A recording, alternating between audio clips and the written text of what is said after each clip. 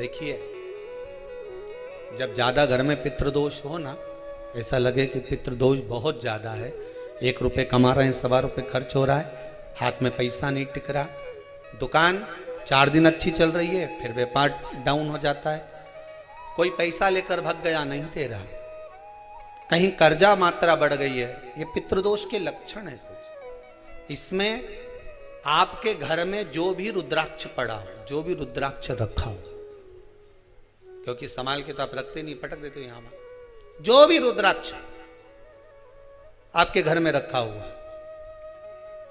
एक पानी के पात्र में उस रुद्राक्ष को डाल दीजिए, उसमें 1 चावल का दाना डाल दीजिए। महाराज, परिंदा जहां होता है, मटका, हंडा या रसोई घर में आपका जो पानी भरने का स्थान होता है, जिसको आरो वारो क्या क्या लगा के रखते हो, उसी के कहीं पास में उस कलश को रख दीजिए, ऊपर से उसको ढक दीजिए। शाम के समय, सुबह रखा 10 बजे से 12 बजे के बीच में, शाम के समय प्रदोष काल में भगवान शंकर का नाम स्मरण कर कर, ओम नमः शिवाय बोलकर, श्री शिवाय नमस्तुभ्यम बोलकर, या महामृत्युंजय मंत्र का स्मरण कर कर, या गायत्री मंत्र का स्मरण कर कर, जो मंत्र आपकी बुद्धि में, विवेक में समाहित हो, उस मंत्र का नाम लेकर राम कृष्ण हरि जो बोल सकते हो, एक घी का दिया अवश्य प्रज्वलित करें, लंबी बाती का। कौन सी बाती का? फूल बत्ती का नहीं, गोल बत्ती का नहीं, लंबी बाती का नहीं। बत्ती का मुख दक्षिण की ओर। कहां पर होना चाहिए? दक्षिण की ओर, ना पूरब, ना पश्चिम, ना उत्तर। बत्ती का मुख कहां हो? दक्षिण की ओर। जैसे श्राद्ध पक्ष में ब्राह्मण को जब भोजन कराते हैं तो ब्राह्मण का मुख श्राद्ध पक्ष के भोजन कराते समय अगर पूरब, पश्चिम और उत्तर का होता है तो श्राद्ध के भोजन का फल नहीं मिलता। उसका मुख दक्षिण का होता है तो हमारे घर के जितने भी पितर उस तिथि में गए होते हैं, सबको उसका भाग मिल जाता है और पितृदोष समाप्त हो जाता है। इसलिए ब्राह्मण का मुख श्राद्ध पक्ष में भोजन कराते समय दक्षिण का होना चाहिए।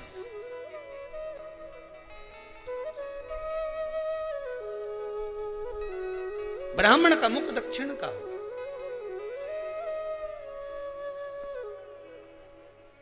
यहां तक शास्त्र कहता है, महाराज अगर गौ माता को श्राद्ध पक्ष में अगर भोजन दे रहे हो तो गाय का मुख अगर दक्षिण का है, गाय का, आपका मुख भले उत्तर का हो, गाय का मुख दक्षिण का हो, आपका मुख भले पूरा पश्चिम नहीं का, गाय का मुख अगर दक्षिण में, अगर आपने दक्षिण में गाय को खड़ी कर रखा है और दक्षिण में उसका मुख और आप भोजन दे रहे हो, तो शास्त्र कहता है कि किसी पिंड की जरूरत नहीं पड़ती, गाय स्वतः कल्याण कर देती है, गौ माता स्वतः कल्याण कर,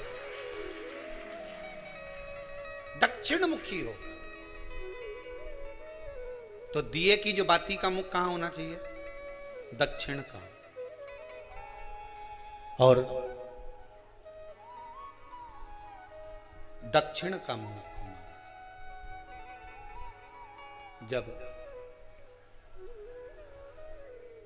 जब दक्षिण का मुख हो, दक्षिण की ओर बाती हो महाराज, तब दक्षिण की बाती जलाने के बाद में भगवान से वहीं पर प्रार्थना करें।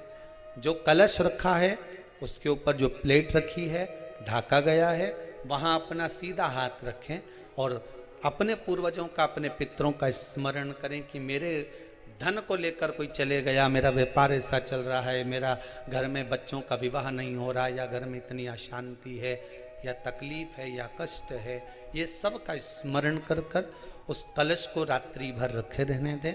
सुबह स्नान आदि करने के बाद फिर एक घी का दिया दक्षिण की ओर लगाकर सुबह 10 बजे से 12 बजे के बीच में उस जल को शिव जी को समर्पित कर कर आ जाएं और वो रुद्राक्ष लेकर वापिस आ जाए। महाराज वापिस आ जाए, उस रुद्राक्ष को अपने घर में रख दीजिए।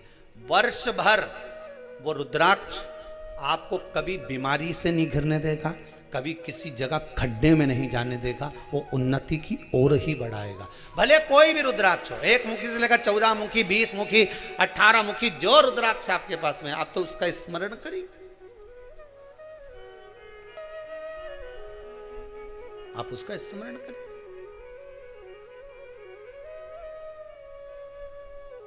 रुद्राक्ष का जल शिव को समर्पित करें।